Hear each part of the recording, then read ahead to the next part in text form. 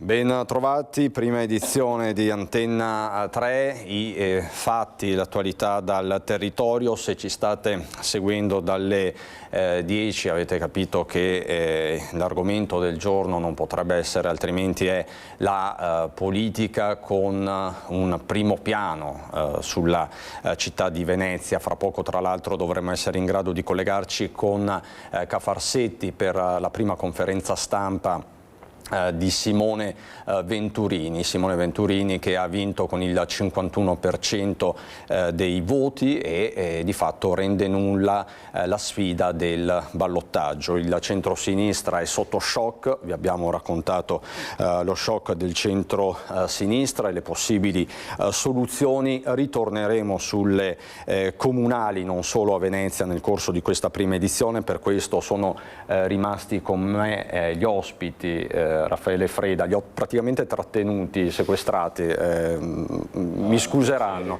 Raffaele Freda, Fratelli d'Italia, Forza Italia con Emanuele Crosato, Partito Democratico Antonella Tocchetto, Said Caibi per AVS, Alleanza Verdi e Sinistra. Però come sempre la cronaca incombe e noi non possiamo non partire dai fatti, da quello che succede anche sulle nostre strade, sulle strade del nord-est. Ci colleghiamo con Vanessa Banzato da Carmignano di Brenta. Buongiorno Vanessa, che cosa succede a Carmignano?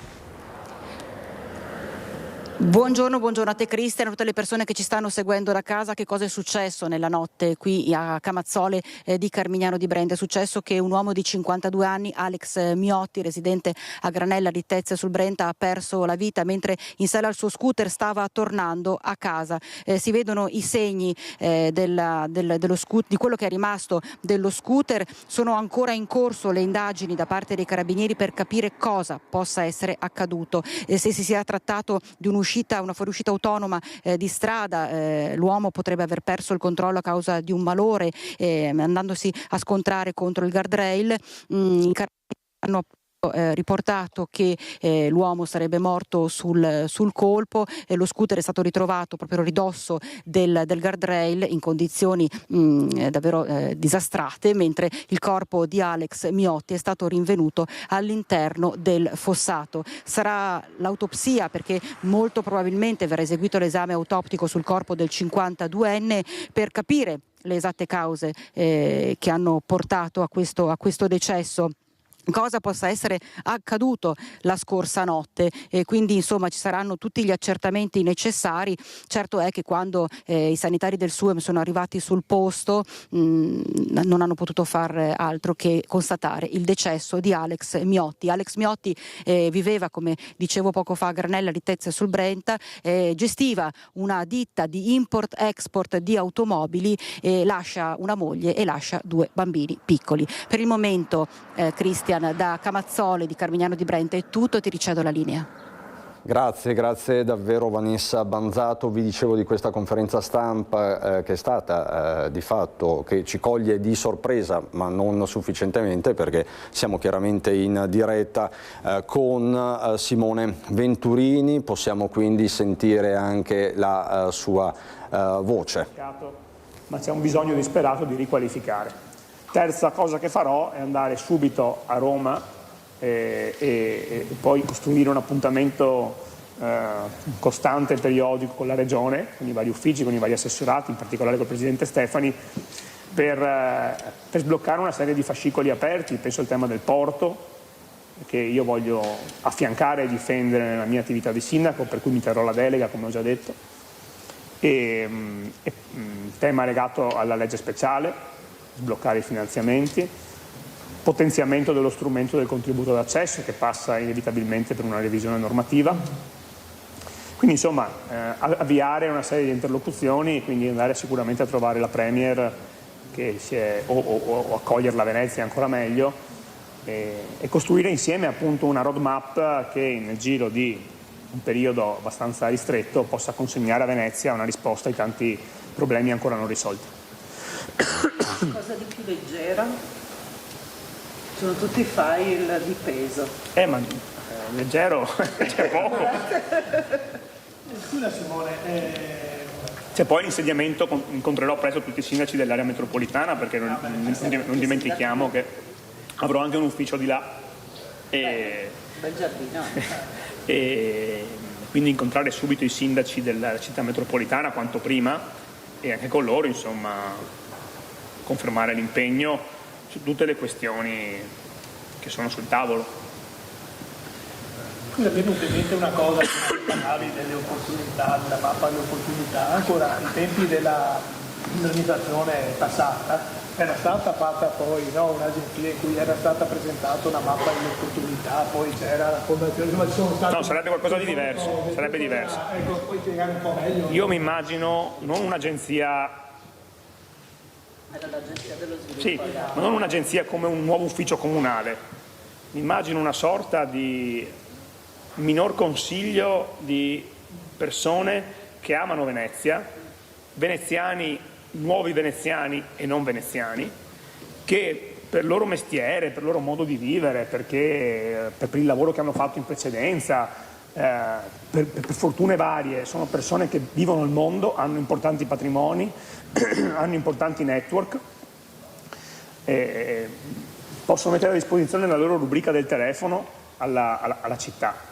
E magari in questa rubrica del telefono scopriamo che ci sono i vari Sam Altman, Anthropic o altre figure che, se opportunamente entusiasmate e se opportunamente anche guidate in una città che molto spesso risulta complessa se uno non conosce come muoversi tra i mille vincoli anche burocratici, autorizzativi, eccetera, ecco, una città che può entusiasmarli e in qualche modo coinvolgerli in alcune operazioni, tipo l'operazione in grande dell'ospedale al mare, che è nata in primis da un amore di un imprenditore per la città di Venezia e per il Lido e si è trasformato in un'operazione da 300 milioni di euro che a regime porterà 700 ricercatori al Lido di Venezia.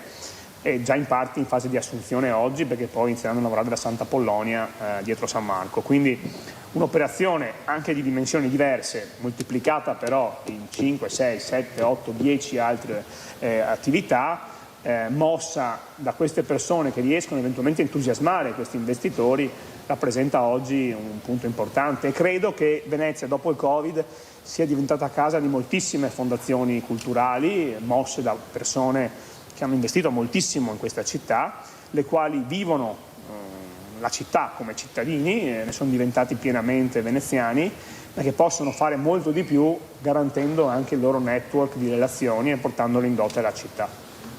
A loro voglio chiedere aiuto. Perché sbaglia chi sostiene che questa città ha bisogno di darsi dei limiti? Dico sbaglia perché si intende parlare, visto che tu hai un orientamento diverso. No, non credo che sbagli. Io più che di limiti, che sono sempre in negativo, parlerei di un diverso equilibrio. Quindi insomma io rivendico l'introduzione del contributo d'accesso come oggi unico strumento sul tavolo, sul piano normativo, per affrontare il tema del turismo giornaliero, non ce ne sono altri.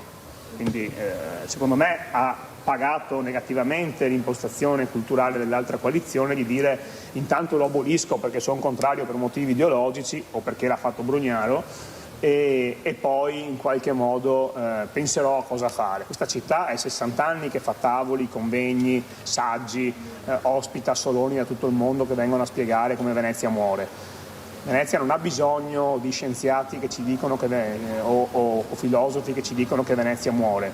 Venezia ha bisogno di persone che si rimboccano le maniche e provano in maniera pratica a declinare petizioni di principio in atti concreti. Il contributo d'accesso era questo, cioè passare dal dire il turismo giornaliero è un problema a dire come lo affronto. Dopodiché è un punto di partenza e per quello parlavo di un importante lavoro da fare col Parlamento e con il Governo per rafforzare quello strumento. Quindi io sono convinto che Venezia debba ridurre il numero giornaliero di alcuni tipi di turismo, perché non si può parlare intrinsecamente di turismo, sono i turismi, no? Ogni turismo è diverso dall'altro. Quello degli escursionisti è quello che genera maggior tipo di impatto sulla città e quindi limitarlo è sicuramente disincentivarlo e trattenere qui delle risorse generate da quel tipo di filiera e che non prendano altri voli è sicuramente importante. Potrebbe essere ad esempio del limite massimo E rivedendo anche alcune esenzioni, sì, probabilmente sì. Va combattuta l'esenzione ai Veneti. Discuteremo, sì, io credo che non ci siano tabù intoccabili. Ah, questo è interessante. Ma Stefani sarebbe d'accordo? Abbiamo parlato di questo, abbiamo parlato molto di casa col Presidente Stefani invece, e abbiamo molte idee interessanti che speriamo di sviluppare a breve. Invece, molti dicono il tema dell'inclusione delle seconde generazioni, di nuovi cittadini stranieri, in particolare della comunità bangladese, è stato dirimente. Sul piatto ti ritrovi di nuovo la questione di via giustizia. Vedo sui social che viene lanciata di nuovo una preghiera molto grande come quella di fine Ramadan per la festa del sacrificio. Adesso che sei sindaco, che passi fare? Io continuo a ribadire la mia posizione. Oggi a Mestre non serve una grande moschea. Dovremmo invece ricucire gli strappi e le ferite che ha generato la scelta, secondo me, sbagliata e, insomma, posso dire addirittura quasi offensiva di pezzi della coalizione di centrosinistra di voler reclutare in blocco un'intera comunità, come se si giocasse a un gioco di società in cui ognuno schiera le sue truppe, e credo che questo abbia fatto male in primis al percorso di integrazione che è in corso.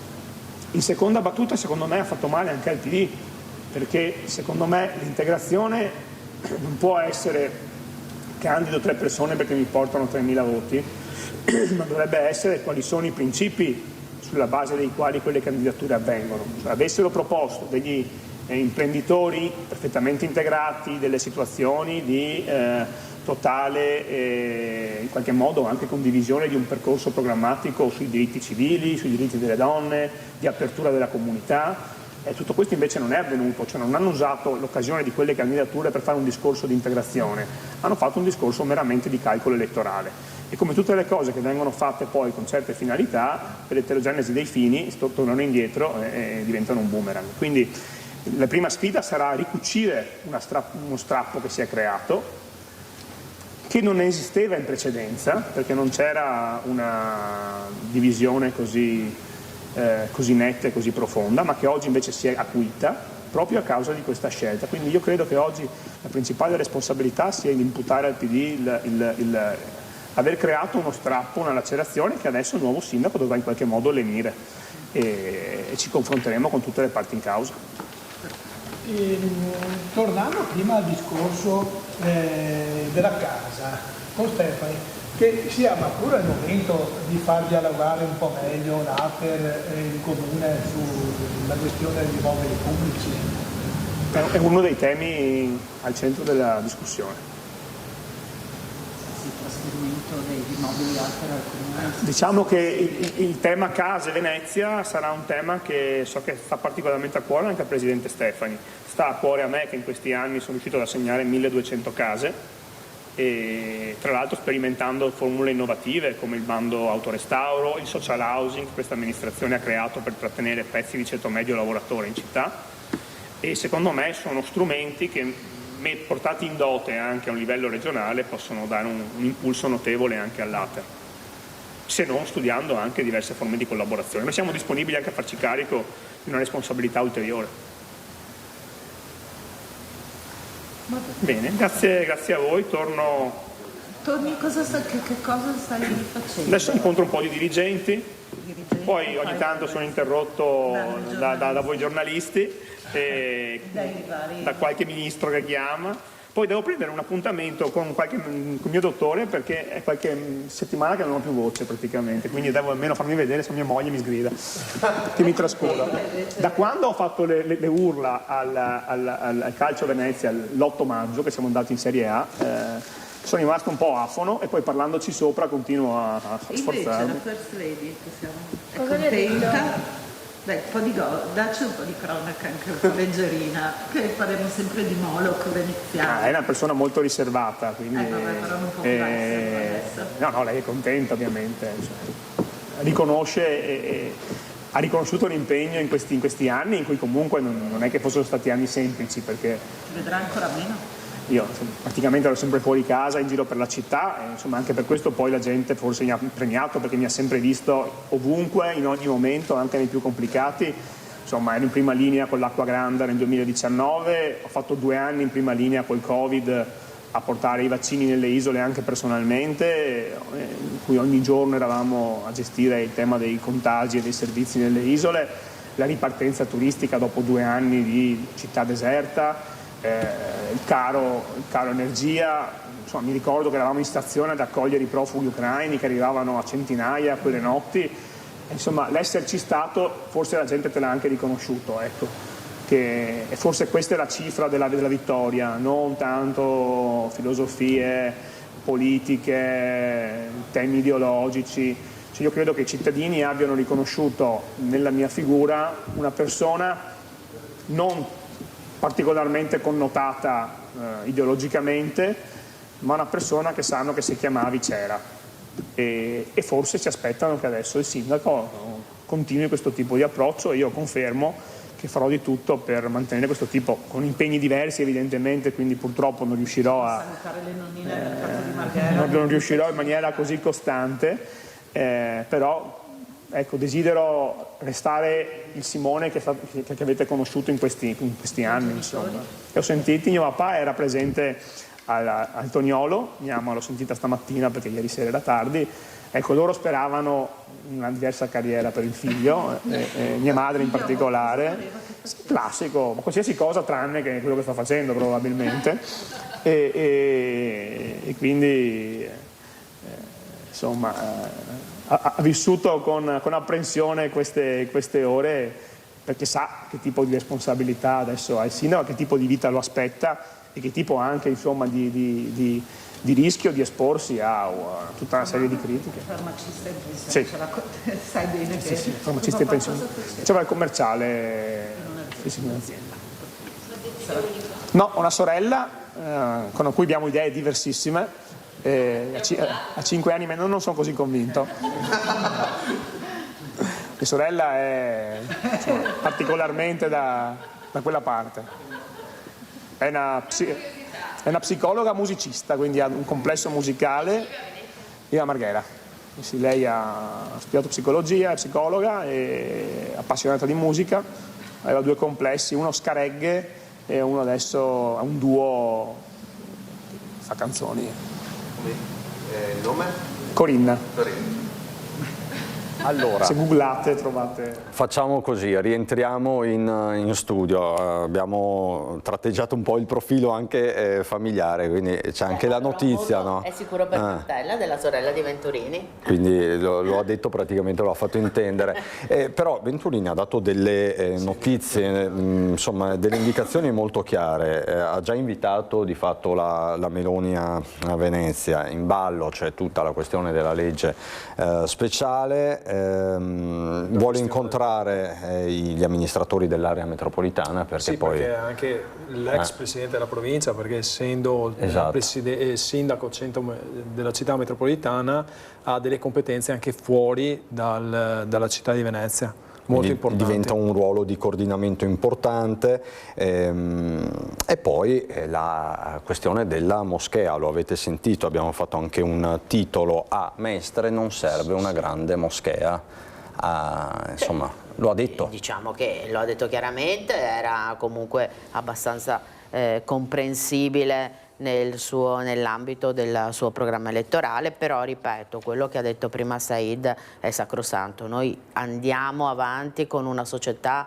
che sta cambiando, quindi un ragionamento anche dei luoghi di culto con queste persone comunque, a prescindere da tutto, andrà fatto. Poi sulla questione della moschea, anche nel Partito Democratico non è che ci fosse unità di intenti, c'erano dei ragionamenti, quindi è molto discutibile la cosa. Continueremo sicuramente a discuterne. Albignasego, il fronte padovano con Chiara Gaiani, quindi ci spostiamo. Finalmente Chiara, vengo da te, grazie per la pazienza, perché insomma è una giornata ricca di fatti e ricca anche di presentazioni. Quindi Albignasego, seconda città della provincia di Padova, che cosa è successo? Chiara, buongiorno.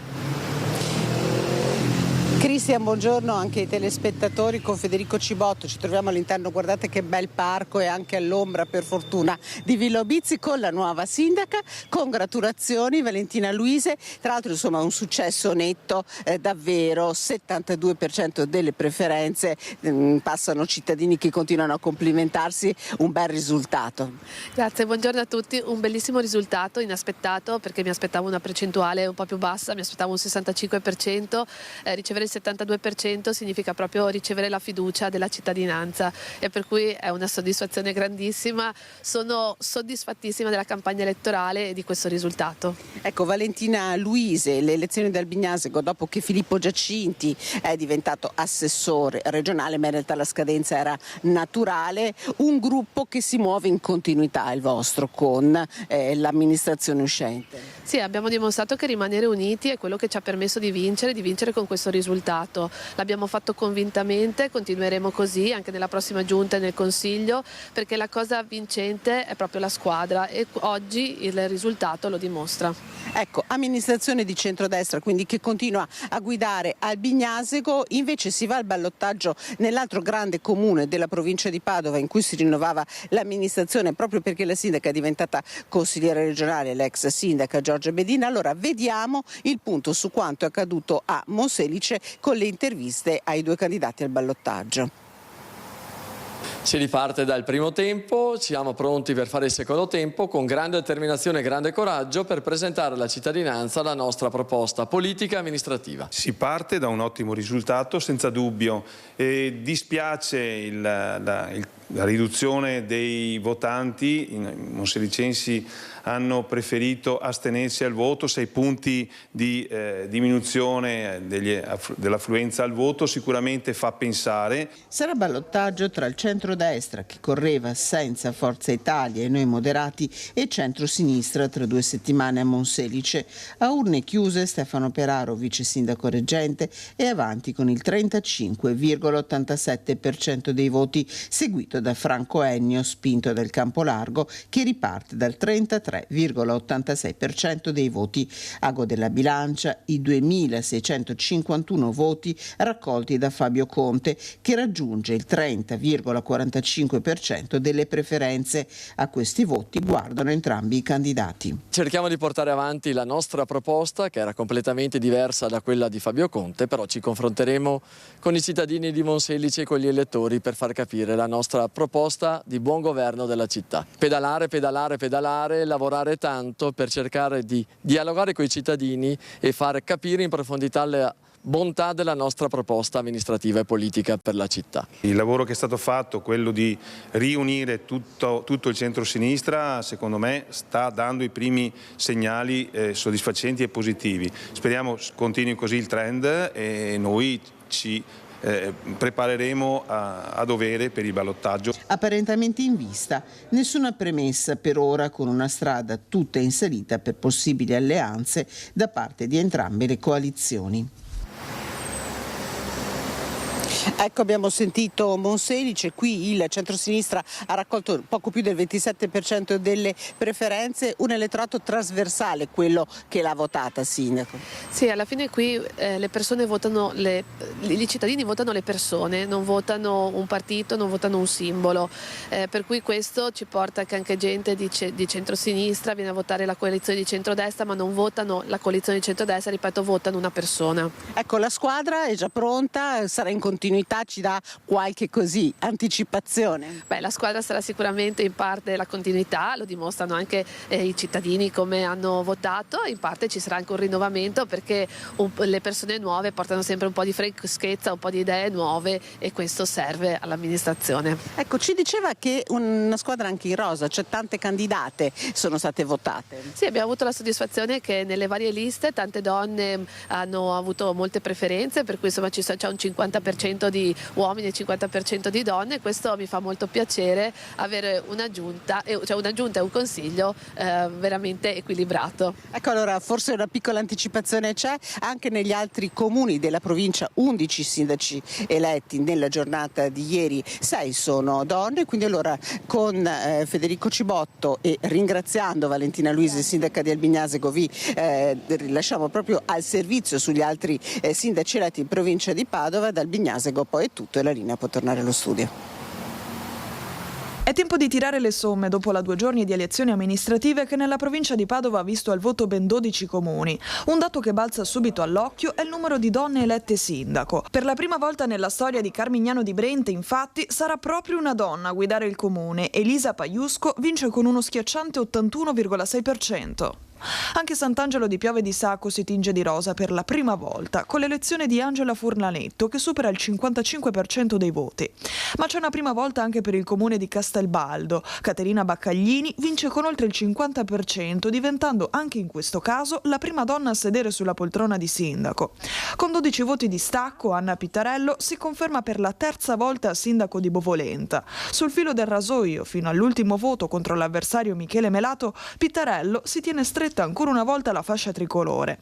Anche Masi festeggia una nuova quota rosa con la neoeletta Lara Burato, unica candidata in questa corsa elettorale dopo aver raggiunto già nella serata di domenica il quorum del 40%, ieri finalmente la conferma. Spostandosi a Campodarsego viene riconfermato Walter Gallo con il 66,4%, una vittoria che però ha il gusto amaro per la bassa affluenza, visto che a votare è stato meno della metà degli aventi diritto. Confermato per il terzo mandato a 2 Carrare il 48enne Davide Moro, che vince con il 55,5%, staccando Gabriele Paggiaro di 427 preferenze. Anche qui pesa però un profondo astensionismo. Sarà invece Fabrizio Biancato a guidare Anguillara Veneta, imprenditore edile, dirigente di CNA Padova, mentre a Casale di Scodosia viene riconfermato Marcello Marchioro per il secondo mandato con oltre il 46% delle preferenze. Mandato bis anche per Marco Montin, riconfermato primo cittadino di Pernumia. Questa è la fotografia puntuale di Padova, vi abbiamo scattato quella di Venezia, degli altri 2 comuni al voto del veneziano, Torre di Mosto, Cavallino Treporti, e poi abbiamo anche aperto una pagina su Treviso. Ora tocca a Vicenza, per questo ci colleghiamo con Luisa Bertini che si trova a Castegnero Nanto. Buongiorno Luisa. Sì, buongiorno a te, buongiorno ai nostri telespettatori, buongiorno alla nuova sindaca del nuovo comune Castegnero Nanto, Manuela Vecchiatti. Parto con una curiosità: è stata da ex sindaca di Nanto la prima donna, nonché l'ultima del comune di Nanto, appunto adesso fuso con Castegnero, e la prima del neocomune Castegnero Nanto. Tra l'altro ieri i risultati erano molto incerti, molto indecisi fino alla fine, ha vinto con 1529 voti contro i 1402 dello sfidante Marco Montan, a sua volta ex sindaco di Castegnero. Quindi la sfida è stata tra ex sindaci per il neocomune fuso Castegnero Nanto. Una vittoria proprio all'ultimo. Sì, è andata un po' per le lunghe tutto lo spoglio delle sezioni di Nanto, e perciò fino all'ultimo se la siamo giocata. Ecco. Siamo entrambi 2 ex sindaci, abbiamo collaborato molto per la fusione assieme, pertanto una grande stima reciproca comunque, insomma, ecco, anche fra sfidanti, che non esula dal confronto, insomma, democratico e civile. Quindi adesso il confronto ci sarà ovviamente in comune tra opposizione e maggioranza. Sì, certo. Io credo che dovremo lavorare per il bene comune del nostro nuovo territorio, proprio per poter, oltre all'unione dei 2 territori, ex Castegnero e ex Nanto, anche per l'unione delle 2 comunità, che è quello il fondamento importante e l'obiettivo principe della fusione. Che infatti lei prima metteva in luce un aspetto interessante, cioè di fatto i vostri cittadini reciproci hanno votato gli ex sindaci reciproci, quindi c'è stata anche proprio una fusione tra i votanti, una divisione, scusi. Sì, diciamo che era anche prevedibile, nel senso che magari a Castignero non conoscono me, ex Castignero, ex Nanto non conoscono bene Marco Montan, perciò come prima amministrazione ci sta. Ecco, adesso il compito del Consiglio Comunale sarà proprio questo, dimostrare che anche all'interno del Consiglio Comunale l'obiettivo è comune, logicamente ognuno per il proprio ruolo. Ecco, quali benefici porterà questa fusione anche in termini economici, di opere da realizzare, e quali saranno i primi passi dell'amministrazione proprio in questo senso? Beh, i benefici della fusione sono notevoli, perché abbiamo nel corso dei 17 anni che sono previsti delle entrate pari a 13 milioni e mezzo di euro circa, e questi verranno spalmati insomma in tutta questa durata. Noi come primi passi metteremo in campo intanto tutte le attività che sono già programmate e progettate in corso, e poi andremo ad approvare il piano comunale delle acque, li andremo a integrare, perché l'aspetto idrogeologico di questi nostri territori ha manifestato tutta la sua fragilità e ne dobbiamo prendere consapevolezza per fare i primi passi. Poi insomma nel cassetto entrambi le amministrazioni avevano tanti progetti che andremo via via a proporre anche in ordine di urgenza e di importanza, questo sì, e non dimenticando tutto l'aspetto dei servizi, del sociale, delle scuole, a cui io tengo particolarmente, perché attualmente il sociale ha sempre meno risorse che arrivano ai comuni, e pertanto una parte di queste che arriveranno dalla fusione verranno utilizzate anche per il benessere dei nostri cittadini, perché sono importanti le opere pubbliche e sono altrettanto importanti i servizi ai cittadini. Grazie Luisa. Io vi ringrazio la sindaca per essere stata con noi, a voi. Grazie, grazie davvero Luisa Bertini. Vediamo il voto in provincia di Vicenza, partendo da Albettone. Eccoci qua ad Albettone, dove vince la sindaca Balsemin con il 55,80% dei consensi. Il comune di Gioformaggio, Albettone, lo ricordo al pubblico a casa. Poi abbiamo Arcugnano, dove vince Simone Cuomo con il 46,20%. Era una sfida a tre. Arcugnano che risultava commissariato, era stato commissariato alcuni mesi fa. E ancora Arzignano vince senza se e senza ma Riccardo Masiero con quasi il 70% dei consensi, con una lista sostenuta da Fratelli d'Italia. Come vedete la Lega si presentava con un altro candidato. Parliamo di un comune che poteva andare al ballottaggio, Arzignano, così non è, con un risultato che parla da solo.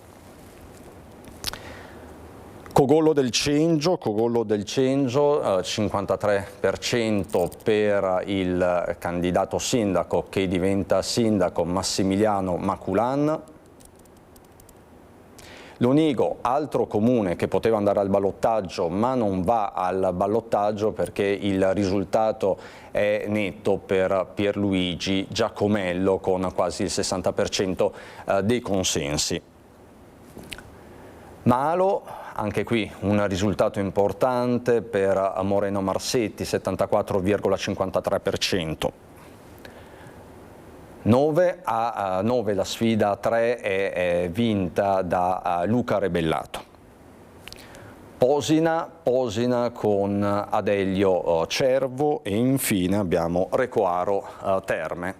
Recoaro Terme, insomma, con l'unico candidato che si era presentato, ha vinto la sfida del quorum, e quindi Armando Cunegato è il sindaco di Recoaro Terme. A proposito di sindaci, ne vedo uno collegato con la nostra Francesca bozza, quindi andiamo a Treviso con Mario Conte, che è anche presidente dell'Anci Veneto. Buongiorno Francesca.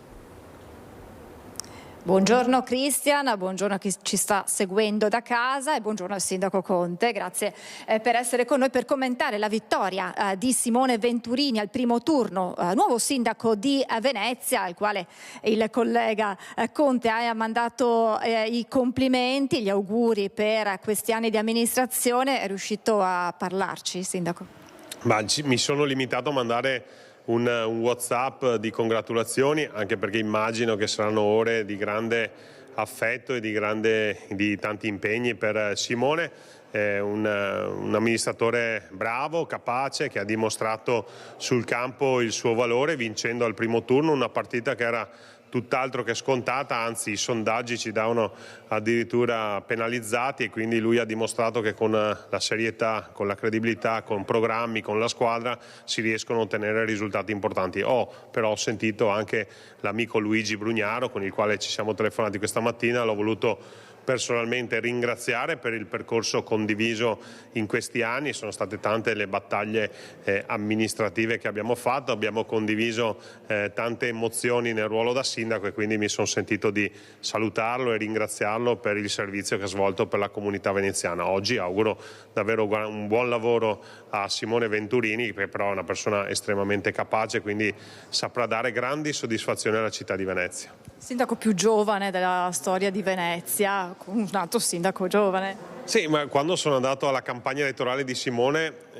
ho riavvolto un po' il nastro della mia esperienza, perché anch'io sono diventato sindaco a 38 anni e quindi credo che sia anche l'età giusta, la sensibilità, l'energia giusta per mettersi a servizio, per amministrare il bene comune. Io ho sempre portato l'esempio del block notice di Gentilini, tant'è che anche in quell'occasione simbolicamente gli avevo regalato un block notice, una penna che è simbolo di ascolto, di prendersi nota, di studiare e portare soluzioni ai cittadini. E proprio forse gli ha portato anche fortuna l'idea che Giancarlo Gentilini potesse essere con lui attraverso questo simbolico block notice. Però bene che sia un giovane amministratore. Ricordo che noi della Lega abbiamo anche eletto il più giovane presidente della Regione Veneto, Alberto Stefani, quindi segno evidente che la Lega crede nei giovani, punta sui giovani e crede che la sensibilità e la visione che i giovani possono mettere in campo sia quella di cui oggi le nostre comunità hanno bisogno.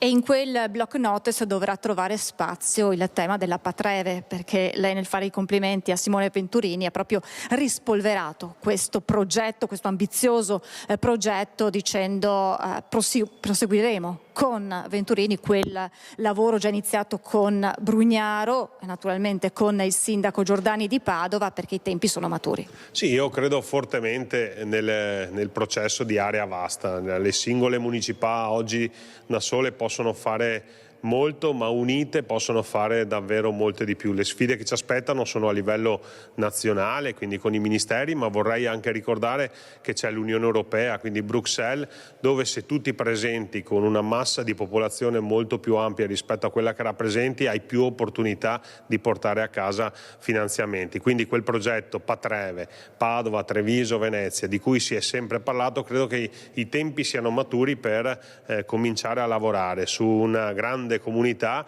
dove padovani, trevigiani e veneziani hanno le stesse esigenze, hanno le stesse necessità e sulle quali politicamente possiamo incidere davvero molto. Quindi io ci credo, sono convinto che anche Simone ha la stessa visione e sono pronto a sedermi attorno a un tavolo con il sindaco di Venezia e col sindaco di Padova per cominciare un vero processo di cambiamento geopolitico del nostro territorio. Che lo richiede anche il momento storico che stiamo vivendo, perché da soli non si riesce ad arrivare a certi traguardi e ad essere anche in qualche modo competitivi come amministrazione a livello nazionale, ma soprattutto a livello internazionale. Ma credo che abbiamo un grande esempio nel territorio. Proprio ieri ero a dialogo con la Confindustria e loro ci hanno insegnato che prima Venezia e Rovigo si sono unite, Treviso e Padova si sono unite. Oggi Confindustria Veneto Est unisce Venezia, Rovigo, Padova e Treviso, con la Confindustria che è diventata la più importante nei numeri e nelle dimensioni a livello nazionale e quindi ha una voce di capitolo molto importante su ogni scala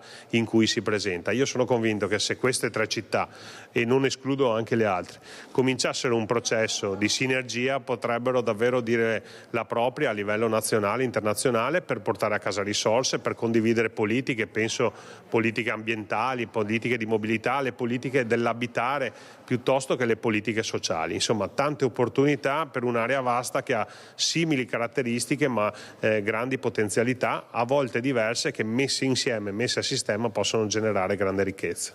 Insomma, abbiamo capito che la prima telefonata poi che ci sarà di persona del sindaco Conte con il collega Venturini sarà proprio anche su questo tema della Patreve, per passare a qualcosa di scritto sulla carta, qualcosa di effettivamente concreto per i territori. Grazie davvero al sindaco Mario Conte. Cristian, la linea può tornare a te. Grazie Francesca Bozza. A volte ritornano. La Patreve ritorna, se ne parlò tantissimo qualche anno fa di Patreve. Allora, c'era perché ancora... poi si finì nel cassetto questa proposta? Allora, c'era ancora, mi ricordo, il sindaco Manildo a Treviso, e si fecero anche alcuni incontri. Poi, nota dolente, bisogna anche ricordarlo, ci fu l'arresto di Orsoni, e un po' tutte queste tematiche caddero, diciamo così, nel dimenticatoio. Però che ci sia un ragionamento da fare, io penso che sia necessario sicuramente. Che può andare anche al di là degli schieramenti politici, sì, perché su Padova governa il centro-sinistra, certo, attualmente. Ci sono poi. due temi da considerare, la Patreve da un lato, e secondo me per quello che riguarda i comuni e anche Treviso, parlare di Grande Treviso, cioè ormai bisognerebbe ragionare su comuni che siano sopra i 10-15 mila abitanti, e quindi Treviso potrebbe, conglobando alcuni comuni, arrivare a 150-200 mila abitanti, che forse sarebbe anche il modo nuovo per diminuire i comuni che non sono più 8.000, sono 7.800 mi pare, però la riduzione nel futuro dovrà essere, perché le spese sono forti. La fusione, lo abbiamo visto plasticamente prima collegandoci con Castigliero Nanto. È un tema sulle fusioni dove bisogna discuterne e aver coraggio.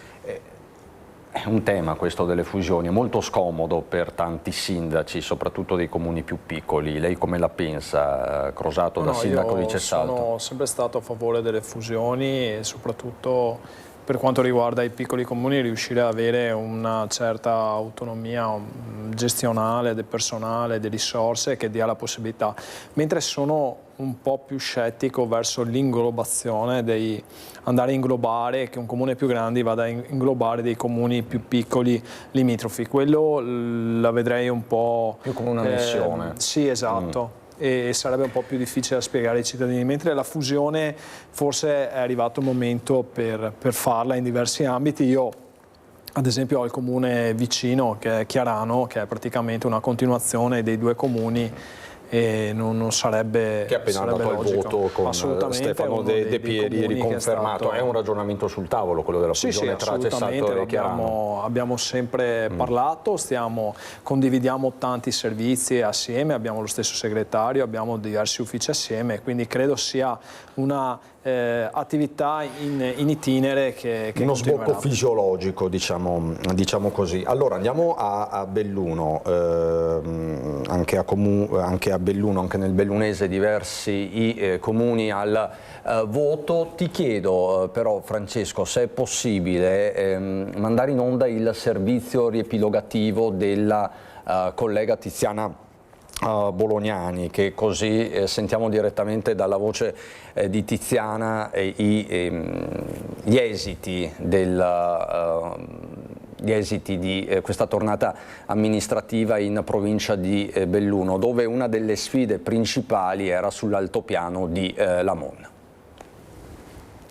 Iniziamo dalle sfide col quorum. A Valle di Cadore batte affluenza e preferenze l'unico candidato, Franco Del Favero. A Colle Santa Lucia la riconferma arriva per Paolo Frena, che ha dovuto aspettare le 15 per avere certezza di avere superato lo scoglio del 40%. A Cibiana e Lamon le sfide più accese. In entrambi i comuni 3 liste ciascuno e altrettanti candidati. Nel comune cadorino vince con l'83,15% delle preferenze Matteo Posa. A Lamon la sfida per la carica di primo cittadino va all'outsider Davide Maria Pante, che batte le ex sindache Vania Malacarne e Ornella Noventa con il 47,27% di preferenze. A Zoppè di Cadore si conferma Paolo Simonetti, che ce la fa sul cugino Igor con l'83,33% dei voti. Stefano De Zanche bissa il successo di 5 anni fa a Gosaldo, mentre a Borca di Cadore il sindaco uscente si ferma al 43,22% di preferenze, battuto dal giovane Luca Olivotto, che fino a qualche settimana fa sedeva in consiglio nel gruppo di maggioranza. A Vigo di Cadore ha vinto Mauro Giovanni Schiesaro, che con il 55,18% di preferenze batte il giovane docente di diritto romano Luca Frescura, presidente di Giovani e Futuro. Affluenza scarsa nonostante si votasse per il rinnovo dei municipi, perde 10 punti percentuali Borca di Cadore, che si ferma al 46,23%, Cibiana 37%, Colle Santa Lucia 55,96%, Gosaldo perde 3 punti percentuali e non va oltre il 40,90%, Lamon guadagna 3 punti ma a votare vanno solo il 38,92% degli aventi diritto, supera il 50% Valle di Cadore, Zoppè arriva al 45,93%. Su tutti spicca Vigo di Cadore con il 59,11%, dato più alto tra tutti i comuni, addirittura 12 punti in più rispetto alle ultime regionali. Così dunque a Belluno, in provincia di Belluno, vi mostro i risultati in provincia di Verona, perché anche qui c'era una sfida importante, quella di San Bonifacio, ma erano 10 i comuni al voto. Andiamo per ordine alfabetico. Albaredo d'Adige vince Fuin con un 70% quasi dei consensi, la sfida era a 3. A Bonavigo Chiavelli, Romina Chiavelli con il 41,54%, anche qui la sfida era a 3. Colognola ai Colli, Migliorini, Giovanni Migliorini è il nuovo primo cittadino, anche qui c'era un tris di candidati alle urne. Erbè, siamo sempre in provincia di Verona chiaramente, vince Silvestroni con una bella 64,07%. Palù, unica candidata era Stefania Caloini, che appunto l'unico sfidante per lei era il quorum. Rivoli Veronese vince Zucca con il 58,26% dei voti. A San Bonifacio, ecco, vedete come il voto sia stato molto, come possiamo definirlo, liquido, no? Vanno al ballottaggio perché è l'unico comune sopra i 15.000 abitanti, Provoli e Frigo.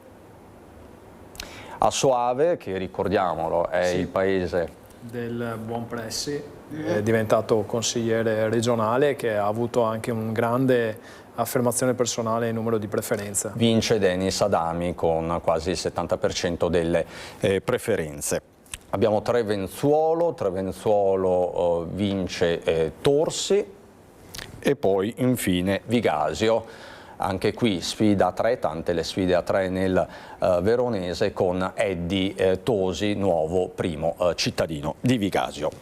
Noi ci fermiamo per qualche istante, resta con me, ecco perché, grazie davvero Tocchetto, grazie per essere stata qui con noi in un giorno non facilissimo per il centro-sinistra, ma lei ci mette sempre la faccia. Beh, io penso che chi fa politica deve comunque sempre riconoscere gli errori e invece essere contenta se si vince. Stavolta non è andata bene su Venezia, però insomma alcuni comuni, sono contenta per Silea, abbiamo vinto. E poi su Castelfranco ve la giocate probabilmente? Io su Castelfranco, rispetto a quello che ha detto prima il consigliere di Preganziol, io sono molto fiduciosa che ce la possiamo giocare bene. Grazie Tocchetto, Partito Democratico. Tocchetto ci lascia, così come ci hanno lasciato, ma non ho avuto il tempo e il modo di salutarli, Saida Caibi di AVS, Raffaele Freda di Fratelli d'Italia. Crosato, lei resta con me fino alla fine. Perfetto, grazie Tocchetto. Grazie. Ancora qualche istante di pubblicità e ritorniamo. Di nuovo in diretta per raccontarvi questo martedì a Nord-Est. Chiaramente ci siamo concentrati soprattutto sul verdetto delle urne, ci ritorneremo fra poco con me è rimasto il sindaco di Cessalto, Forza Italia Emanuele Crosato, ma appunto Crosato adesso occupiamoci un po' dei fatti che sono accaduti e stanno accadendo nel nostro Nord-Est. Mi aiuto in questo con l'home page di Treviso Today, il portale di informazione diretto da Nicola Cendron. L'immagine che vedete ve l'abbiamo proposta tante volte negli ultimi giorni, era in un nostro servizio, sono gli spari contro la chiesa di Albina, appunto nella frazione di Albina, spari contro la chiesa. Gli autori si sono presentati ai carabinieri e hanno parlato di bravata. Per questo è stato denunciato un 21enne di Gaiarine che con un amico si era reso responsabile delle esplosioni nel sagrato della chiesa. Il giovane ha anche consegnato spontaneamente l'arma usata. Il sindaco dice in una nota, l'ho ricevuta via WhatsApp, quindi scusate se distolgo lo sguardo, ma dice: nella giornata di oggi li ho incontrati ricevendo le loro scuse per quanto accaduto. A quanto riferito non vi sarebbe stata l'intenzione di creare panico, ma soltanto quella di simulare una scena ispirata a un noto film. Sindaco Crosato, quindi un tentativo di emulazione, arma in mano, hanno sparato a salve, però insomma questa immagine è un'immagine particolarmente violenta, questi spari contro la chiesa, quindi l'emulazione, la simulazione della scena di un film. Sì, posso capire anche l'imbarazzo e anche la difficoltà dell'amico sindaco di commentare un evento del genere. L'unica cosa che apprezzo è che sono andati a consegnarsi e a diciamo, autodenunciarsi, e almeno si chiude questa tristissima parentesi. Il sindaco di Gaiarine dice: inevitabile la denuncia, ma almeno adesso siamo più tranquilli, non c'erano delle brutte intenzioni, ho avuto veramente l'impressione che si sia trattato di una bravata, così dunque a Gaiarine. Poi lavorava come cameriere al ristorante ma incassava la Naspi, stangata in arrivo, sempre Treviso Today, il retroscena questo dei controlli svolti dalla Guardia di Finanza in 90 locali pubblici del territorio, incidenti stradali, perde il controllo della multipla e si schianta fuori strada, gravissimo un cinquantenne, l'incidente all'alba di oggi in via Kennedy, Ariese Pio X, e questo in giornate che sono difficilissime sulle strade del nord-est e della Marca trevigiana in particolare. Ritorniamo sull'incidente letale di Nervesa della Battaglia. Doveva essere un normale rientro nella tarda serata di domenica, ma in pochi istanti si è trasformato in una tragedia. L'incidente è avvenuto poco prima delle 23:30 in via della Vittoria, lungo la statale Pontebana, nel territorio di Nervesa della Battaglia. Secondo una prima ricostruzione dei carabinieri, una Toyota ibrida con a bordo 2 uomini avrebbe affrontato un sorpasso a velocità sostenuta. Subito dopo la manovra il conducente avrebbe però perso il controllo del mezzo. L'auto ha iniziato a sbandare per diversi metri fino ad uscire completamente dalla careggiata. La corsa della vettura si è conclusa contro un ponticello in cemento all'ingresso di un'azienda. Un impatto devastante, talmente violento da distruggere parte della struttura in cemento armato e da ridurre l'auto ad un ammasso di lamiere. Pochi minuti dopo lo schianto, la Toyota ha preso fuoco. Le fiamme si sono propagate rapidamente, alimentate anche dal carburante e dal calore sviluppato dall'impatto. Il rogo è stato così intenso da fondere persino alcune parti della segnaletica stradale e una luce esterna del cancello della fabbrica che si trova di fronte al luogo dell'incidente. Il conducente, un 31enne residente in Friuli, è stato estratto vivo dall'abitacolo dai soccorsi intervenuti in pochi minuti. Il giovane è stato stabilizzato dal personale del SUEM 118 e trasportato d'urgenza all'ospedale Cafoncello di Treviso, dove si trova ricoverato in prognosi riservata. Secondo i primi accertamenti dai documenti di circolazione, il conducente conducente della Toyota risultava residente a Padova. Successivamente i carabinieri della compagnia di Montebelluna avrebbero però chiarito che il 31enne era rientrato a vivere a Udine, città di cui è originario. Per il passeggero invece non c'è stato nulla da fare. L'uomo sarebbe morto praticamente sul colpo a causa della violenza dell'impatto, rimanendo intrappolato all'interno dell'abitacolo ormai invaso dalle fiamme. Il corpo, ormai carbonizzato, è stato recuperato soltanto dopo lo spegnimento dell'incendio. Sul posto hanno operato per ore i vigili del fuoco di Conegliano e Montebelluna, supportati anche dall'autogru arrivata da Treviso. Presenti anche i carabinieri della stazione di Nervesa, che hanno effettuato tutti i rilievi necessari per ricostruire con precisione la dinamica della tragedia. La statale Pontebana è rimasta chiusa al traffico fino a notte fonda per consentire le operazioni di soccorso e la messa in sicurezza dell'area. Altri incidenti si sono registrati a Paese e Santa Lucia di Piave. Continuano a rimanere in terapia intensiva una guardia giurata 55enne e una giovane di 22 anni. È ricoverato in gravi condizioni un 55enne di Vedelago, di professione guardia giurata, rimasto ferito all'alba in un drammatico incidente in scooter a Paese. Il sinistro quando mancavano pochi minuti alle 6 lungo la Castellana all'altezza di Via Nazionale. Il 55enne è finito contro un furgone venendo sbalzato sull'asfalto. Immediata la richiesta di soccorso, per l'uomo un serio trauma cranico che ha comportato l'immediato trasporto al Cafoncello, dove il vigilante si trova in prognosi riservata. Sul posto i carabinieri, così come nella serata precedente in via Stradonelli a Santa Lucia di Piave, dove un 22enne di origini moldave, residente a Breda, è finito fuori strada con la sua Ford Fiesta schiantandosi contro un platano. Anche per lui ricovero in terapia intensiva e situazione estremamente delicata. Al vaglio, in entrambi i casi, la dinamica dei due sinistri.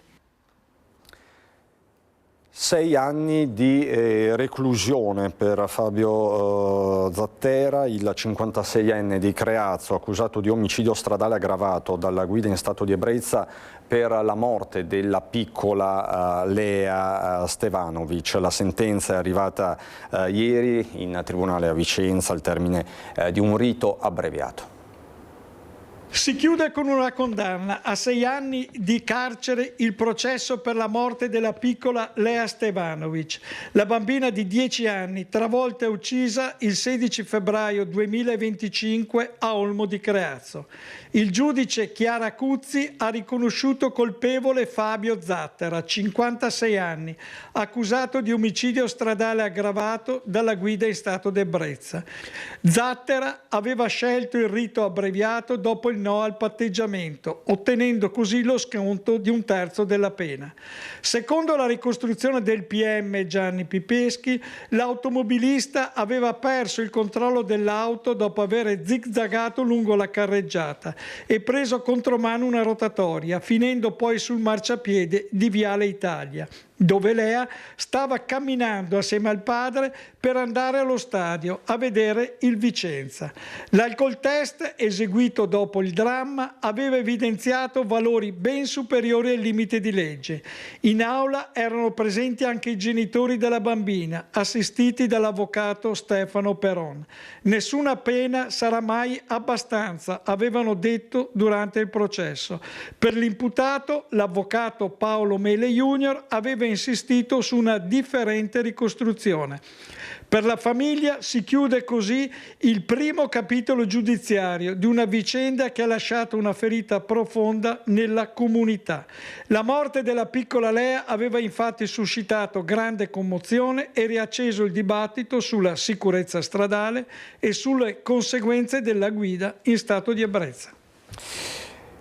E noi davanti il Tribunale di Vicenza abbiamo incontrato l'avvocato della famiglia Stevanovic e la mamma della piccola Lea. Queste le loro parole. Dopo tantissime udienze in cui l'imputato con i suoi difensori ha contestato tutto, ha contestato la dinamica, ha contestato l'alcol test, oggi siamo arrivati a una sentenza di condanna a 6 anni di reclusione, revoca della patente e diciamo finalmente siamo arrivati a un punto fermo, perché poi anche i miei clienti alla fine non riuscivano più a vivere con questa incombenza sempre del processo, delle udienze. Il giudice ha preso 90 giorni per la motivazione e all'esito probabilmente l'imputato proporrà appello, però questo lo vedremo tra un po'. Sono sicura che lei in pochi anni che ha vissuto il suo compito l'ha fatto, donando tanto amore, donando gli organi, salvando 5 vite e ci ha insegnato proprio cosa vuol dire amare. Lei era una bambina molto speciale. Per lei la giustizia era tutto. Io posso dire che oggi ha avuto un po' di giustizia che si meritava perché era veramente una bambina d'oro. Adesso cerchiamo di riprendere la vita in mano. Il tema della sicurezza stradale resta sempre, dovrebbe rimanere sempre prioritario. Sindaco Crosato, ma la cronaca di ogni giorno ci dice che l'emergenza è perenne, continua. Sì, poi anche molteplici fattori, perché anche in questo caso, per quanto tu metta in sicurezza un'arteria stradale, c'è una situazione del genere, un amministratore può fare ben poco. Lì l'unica cosa è appunto la prevenzione, quello che diciamo sempre, di fare la comunicazione e spiegare alle persone le dinamiche che delle dinamiche delle proprie scelte hanno poi delle conseguenze non solo nella loro vita, ma come in questo caso nella vita di altre persone. E mi colpisce veramente molto le parole della mamma di Lea, che dice che in qualche modo ha avuto giustizia la figlia, il caso. Sì. È una reazione molto dignitosa. Sì, non ha inferito, magari detto qualcosa contro l'investitore, ma bensì ha detto semplicemente che la giustizia è stata fatta ed è una rappresentanza anche di grande dignità. Noi adesso andiamo in provincia di Verona, a Zimella, dove anche qui si è registrata una tragedia con un quindicenne che si è tuffato nell'alveo Gua e non è più risalito. Il giovane è morto annegato. Avrebbe compiuto 16 anni a luglio, il giovane di origini nordafricane è morto annegato dopo essersi tuffato nel Gua. A dare l'allarme alcuni amici che stavano trascorrendo con lui un pomeriggio spensierato. Poi la tragedia, il ragazzo avrebbe deciso di farsi il bagno nella zona adiacente al vecchio mulino. Ad un tratto gli altri giovani non lo hanno più visto emergere. Hanno iniziato ad urlare, a chiedere aiuto. Sul posto sono arrivati i vigili del fuoco del distaccamento di Caldiero, i soccorritori fluviali da Verona con il gommone e le unità cinofile da Treviso e Verona, oltre ai sommozzatori del nucleo regionale arrivati da Venezia. Immediate le ricerche, poco distante da dove era stato visto l'ultima volta, i carabinieri hanno trovato le ciabatte e la bicicletta. Gli amici spaventati si erano allontanati, ma poi sono stati rintracciati dai militari dell'Arme ed hanno raccontato di averlo visto mentre si tuffava, poi più nulla. Il corpo del giovane è stato localizzato sul fondale a circa 2 metri di profondità e trasportato a riva. Durante le operazioni erano presenti anche i carabinieri, il personale sanitario del SUEM 118 ed il sindaco di Zimella. È stata sventata una truffa ad un'anziana padovana che stava per essere raggirata e derubata di ben 13.000 euro. L'intervento della polizia è scattato dopo l'alert dato dalla dipendente di una banca.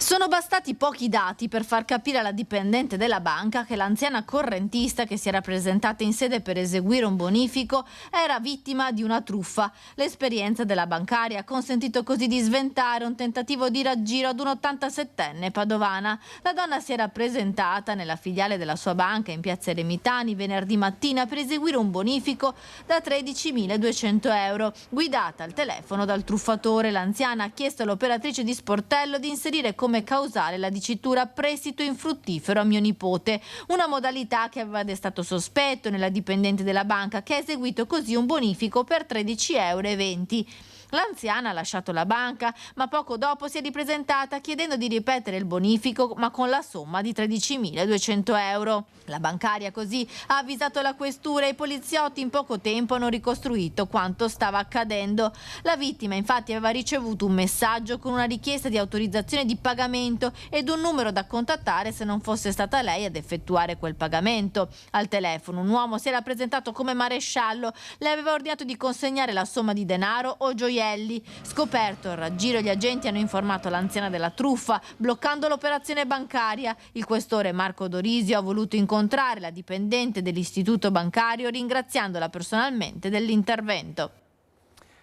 Hanno sfondato il muro con un piccone, hanno forzato e svuotato la cassaforte, succede a Cartigliano. Un danno enorme, non tanto economico, ma perché non ci sentiamo più sicuri neanche a casa nostra. C'è rabbia e c'è sconforto nelle parole, fuori da telecamere e microfono, dei residenti di questa abitazione in Via Verdi a Cartigliano, presa di mira dai ladri. Un assalto in piena regola, pare abbiano agito in tre, avrebbero atteso che i proprietari uscissero di casa per entrare in azione, come mostrano le immagini delle telecamere della videosorveglianza. Hanno forzato una porta finestra e si sono introdotti, poi dentro il disastro. Con ogni probabilità sapevano bene dove colpire, hanno sfondato il muro dove era inserita la cassaforte a colpi di piccone e l'hanno scassinata sportando nel contenuto denaro e gioielli. Non contenti, hanno messo tutto a soqquadro. Quando i padroni di casa sono rientrati, si sono trovati davanti a uno scenario terribile. Il colpo è stato denunciato ai carabinieri. Ritorniamo nel Vicentino, parliamo di stalking. Non aveva accettato la fine della relazione sentimentale e aveva trasformato la vita della ex compagna in un incubo. Per questo un 55enne di Sarcedo è stato condannato dal giudice per le indagini preliminari del Tribunale di Vicenza, Nicolò Gianesini, a 9 mesi e 10 giorni di reclusione con rito abbreviato per il reato di stalking aggravato. La vicenda riguarda una donna 41enne residente nel Tienese, assistita dall'avvocato Gaetano Crisafi. Secondo la ricostruzione contenuta nella sentenza, l'uomo ha iniziato a perseguitarla dopo la fine della relazione, durata un paio di anni. Telefonate continue, messaggi insistenti, pedinamenti sotto casa e sul posto di lavoro, fino a generare nella donna un grave stato di ansia e paura per la propria incolumità. Tra gli episodi contestati anche un video inviato con la scritta addio, interpretato come una velata minaccia suicidaria, la presenza dell'uomo sotto l'abitazione dell'ex compagna in più occasioni, persino in orario notturno, e il rifiuto di restituire le chiavi dell'appartamento. Nella sentenza sono richiamati altri episodi inquietanti: uno stuzzicadenti inserito nel campanello dell'abitazione per farlo suonare senza sosta, una carta infilata nella serratura per impedire l'ingresso della vittima e perfino il taglio delle gomme della bicicletta della donna. L'uomo, difeso dall'avvocato Diego Castelli, deve versare 2.000 euro per i danni subiti dalla parte offesa e pagare le spese legali, liquidati inoltre 3.500 euro. Nella Marca trevigiana, dove continuano le indagini sull'incendio che ha devastato la cooperativa agricola San Bovo a Castelfranco, l'incendiario è stato ripreso dalle telecamere della videosorveglianza. È stato ripreso dalle telecamere di videosorveglianza l'uomo che nella notte tra sabato e domenica ha appiccato l'incendio che ha devastato la cooperativa agricola castellana in via Bordignona a Castelfranco. Nelle immagini che sono state consegnate agli inquirenti si vede un uomo con addosso un giubbotto catarifrangente ed il volto coperto da passamontagna avvicinarsi ad uno dei furgoni parcheggiati sotto la tettoia esterna dell'azienda con una tanica in mano, verosimilmente piena di benzina. Poco dopo le fiamme divorano tutto. Le indagini sono ora rivolte a dare un nome ed un volto a questa persona che dopo aver appiccato le fiamme si è allontanata correndo dalla cooperativa. Tra le piste anche quella di un ex dipendente che in passato avrebbe messo in atto atteggiamenti minatori nei confronti dell'azienda e di una dipendente. Intanto è in corso la conta dei danni, che sono molto ingenti, e oltre alla cooperativa hanno interessato anche il magazzino dove erano custoditi tutti i materiali del palio di Castelfranco, andati completamente distrutti. Ho ancora molti fatti di cui darvi conto, sia di cronaca che di politica. Resta con me Emanuele Crosato, che poi trarrà le conclusioni di questa maratona che va avanti ormai da ieri, di questa maratona elettorale. Un minuto di pubblicità e rientriamo. Di nuovo in diretta e noi torniamo sulla cronaca di ieri, che improvvisamente è diventata cronaca di oggi. Da giorni ne stiamo parlando, il delitto di Sandra Casagrande nel 1991, il 29 di gennaio a Roncade. Come sapete, da qualche giorno c'è un indagato e dal passato continuano a riaffiorare dei dettagli che dettagli non sono, e ci sono poi gli sviluppi di questi giorni. Facciamo il punto. Un camice rosso in stoffa, 2 paia di pantofole, una gonna e biancheria intima, vestiario repertato dopo la mattanza di Sandra Casagrande e che dopo 2 mesi e mezzo è stato distrutto su richiesta dei carabinieri e autorizzato dalla procura per il forte odore che emanava. All'epoca, 1991, ancora non c'era la possibilità di accertamenti come il test del DNA o altre verifiche all'avanguardia. Oggi le tecniche investigative e gli accertamenti a disposizione delle forze dell'ordine hanno permesso di identificare attraverso una traccia di sangue di un reperto rimasto intatto il DNA del presunto killer. Un delitto che attende la verità da 35 anni. Sandra Casagrande, titolare di una pasticceria nel cuore di Roncade, è stata massacrata con 22 coltellate. Oggi il nome di Paolo Gorghetto, aiuto cuoco di 57 anni, è scritto nel registro degli indagati. Il DNA non mente, hanno detto ai nostri microfoni familiari della vittima. Ora continuano serrate le indagini dei carabinieri per far luce sul movente di questo brutale femminicidio. Gli inquirenti stanno scavando nella vita del presunto assassino, stanno ascoltando tutte le persone che lo conoscono, i parenti e anche chi 35 anni fa, quando lui aveva 22 anni, lo frequentava. Un puzzle che piano piano si sta ricostruendo. L'uomo è accusato di omicidio aggravato da futili motivi. In pasticceria l'indagato andava ogni tanto. Gli investigatori sono sicuri che quella sera, il 29 gennaio 1991, lui fosse lì. Il DNA dell'uomo venne prelevato circa 2 anni fa a seguito di un arresto che era finito nella banca dati a disposizione delle forze dell'ordine.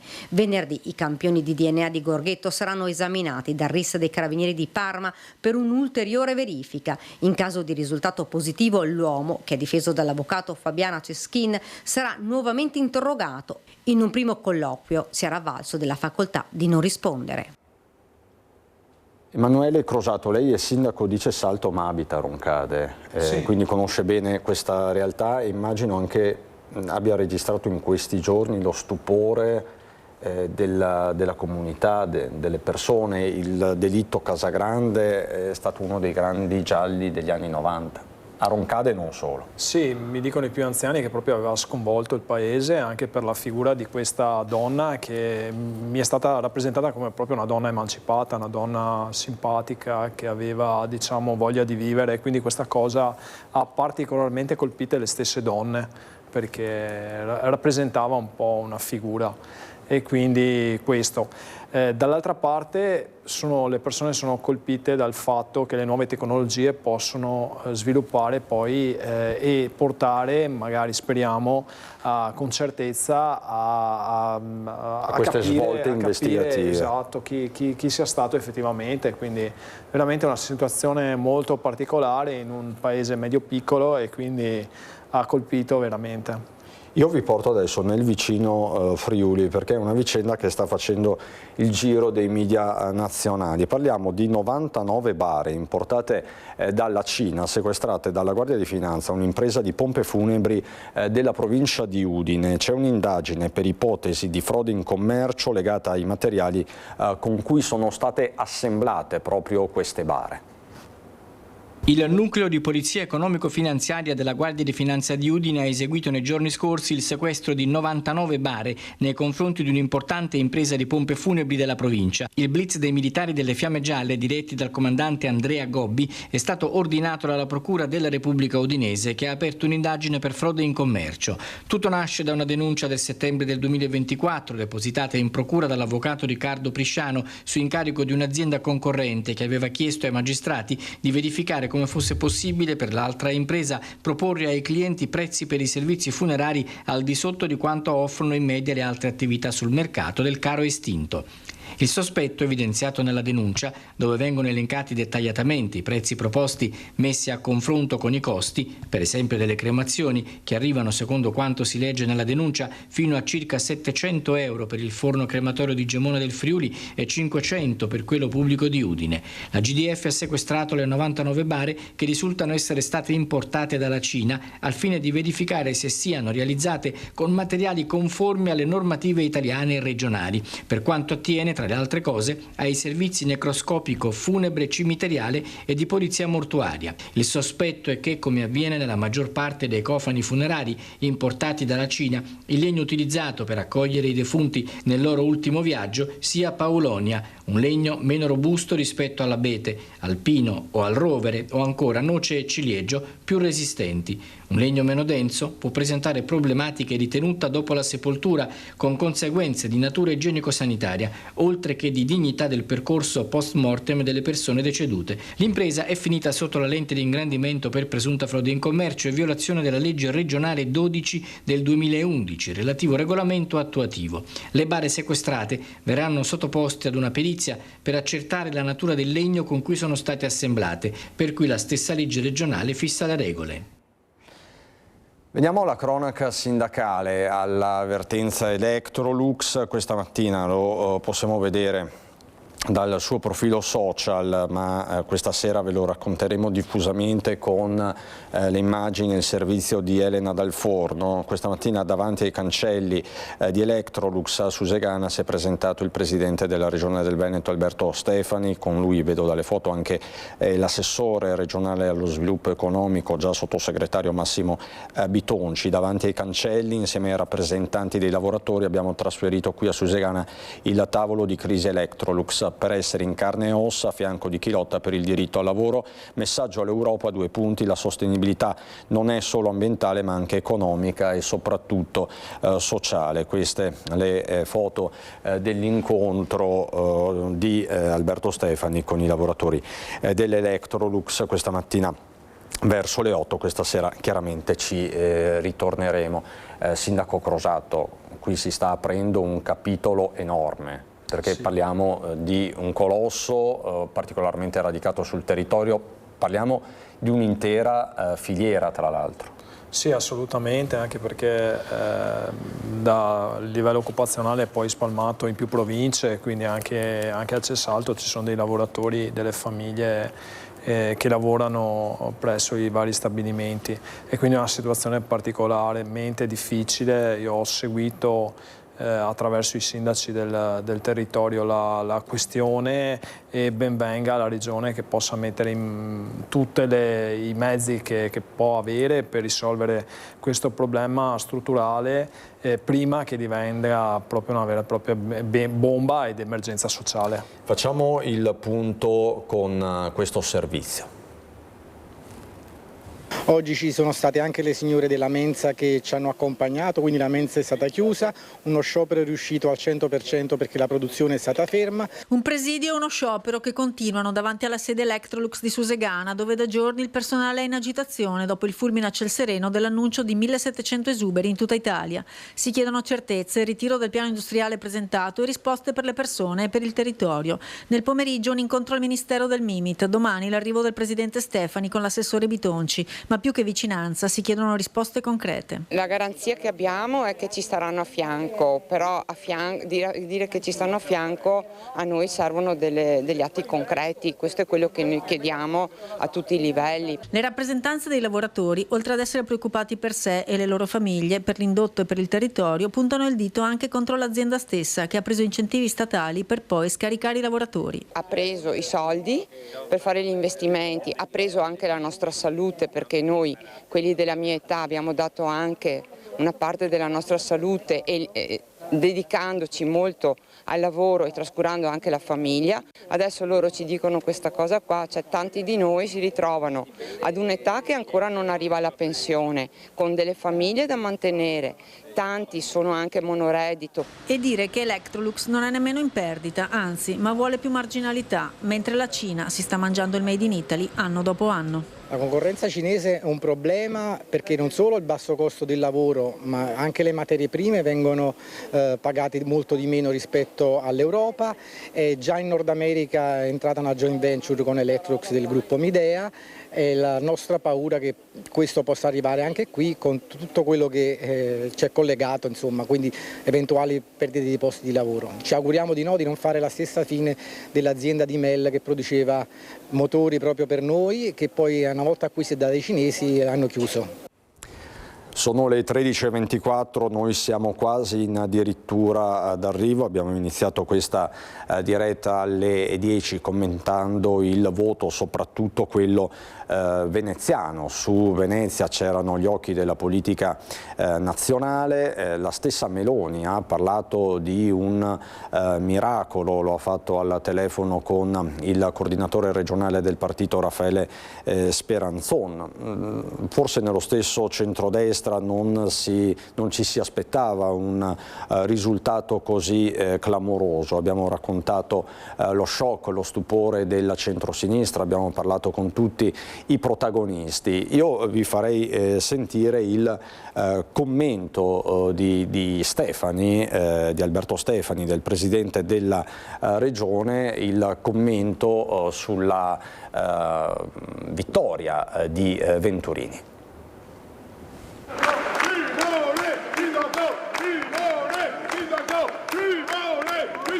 Attendiamo il dato definitivo, ma i primi scrutini, anzi ormai lo scrutinio consolidato sta dimostrando un forte consenso su Simone Venturini, un candidato giovane, preparato, che ha fatto una forte campagna sul territorio, ha dimostrato di conoscere questa città ed è un vero orgoglio che Simone sia a pochissimi passi dall'essere sindaco di questa meravigliosa città. Presidente, un candidato giovane in regione che ha vinto e un candidato giovane in Comune di Venezia che sta per vincere. Il Veneto guarda avanti sempre prima di tutti gli altri, anche questa volta, e credo che i giovani abbiano la necessità anche di conquistarsi lo spazio politico. Simone ha dimostrato di saperlo fare. Quanto sarà importante la sinergia fra Venezia, capoluogo e la regione? Io l'ho detto in campagna elettorale, ovviamente lo ribadisco a maggior ragione adesso, lo ribadirò con ancora più forza magari fra un'ora. È fondamentale la sinergia e Venezia insieme al Veneto saranno due realtà che sapranno collaborare bene a livello istituzionale, bene a livello politico, bene per guardare al futuro di questa meravigliosa terra. Un risultato che non vi aspettavate così grande, così forte, e oggi al primo turno? È un risultato significativo, molto importante, che però dimostra ancora una volta delle certezze che avevamo, che questa candidatura è una candidatura che nasce nel territorio, che conosce questo territorio, una candidatura che ha dato freschezza e soprattutto ha dato energia. Questo è quello che serve alla politica di oggi, questo è quello che Simone saprà esprimere nei prossimi anni. Secondo lei cosa ha pesato di più? Può essere anche la questione legata alla moschea? Ma io credo che il voto vada sempre rispettato e credo che sicuramente chi ha avuto modo di seguire questa campagna elettorale ha capito che alcune necessità dei veneziani erano reali, soprattutto in alcuni territori, soprattutto in alcuni quartieri. Simone ha saputo intercettarlo bene dal punto di vista politico, ha saputo fare una grande campagna elettorale. Io sono qui anche per omaggiare questo grande risultato che ha saputo dare a questa città. Grazie Presidente. Può essere Venezia e il Veneto un laboratorio anche a livello nazionale? Ma noi da Veneti pensiamo prima al Veneto, e quindi se gli altri vogliono prendere spunto dai risultati penso che sia buona cosa. Così dunque Alberto Stefani ieri sera, poco prima dell'ufficialità, ma insomma il dato, il risultato era già certo. C'è una nuova generazione di amministratori, Crosato, che sta venendo avanti? Sicuramente è stato Venturini, e la caratteristica è la forte preparazione e anche il fatto che comunque hanno un lungo corso, e quindi le due cose che però ce ne sono tantissimi. Giovani ma già in qualche modo esperti. Sì, abbiamo tantissimi anche under 40 come sindaci in provincia di Treviso, cosa che 20 anni fa, 10 anni fa era impossibile, già io ho i miei ricordi che i sindaci insomma erano particolarmente anziani, invece adesso c'è la volontà comunque di avere un amministratore giovane che ne abbia le forze e le capacità. È un po' politicamente scorretto, si dice âgé magari. Comunque c'è un rinnovamento. Sì, un forte rinnovamento. Allora, perfetto, grazie Emanuele Crosato, che stoico è rimasto fino alla fine, grazie davvero, grazie sindaco di Cessalto, rappresentante di Forza Italia. Io vi mostro in ultimissima battuta l'home page del Gazzettino, è un modo anche per raffrontare quanto vi abbiamo raccontato con quello che si dice altrove. Gazzettino è un page che apre ancora con Simone Venturini, con questa vittoria non scontata. Io Delfino di Brugnaro no, c'è già e sta in laguna, riferendosi al Delfino Mimmo. La parabola, gli scout, il volontariato e la politica. In queste ore sono tante anche le domande sulla vita personale e sul curriculum di Venturini. Dall'altra parte c'è Martella con il Partito Democratico che passa dal sogno all'incubo. La città è cambiata, siamo entrati nel Veneto, le parole, ma anche nel corso della mattinata vi abbiamo dato conto della posizione del Partito Democratico, e poi vedete l'abbraccio che avete visto poco fa tra Stefani e Venturini. Allora, io vi ringrazio davvero per averci seguito fin qui, grazie alla regia di Francesco Cerona, Alessandro Granziera, poi c'è stato anche Alberto Pivetta, tutti i colleghi tecnici che si sono alternati. Io vi lascio alla programmazione di Antenna 3, in particolare al film celeberrimo 12 anni schiavo, che andrà in onda alle 13:45. Grazie davvero per l'attenzione, noi rientriamo in diretta alle 18:25 con l'edizione regionale dei nostri telegiornali, 19 Venezia, 19:30 Treviso con Belluno. Grazie ancora, buon proseguimento.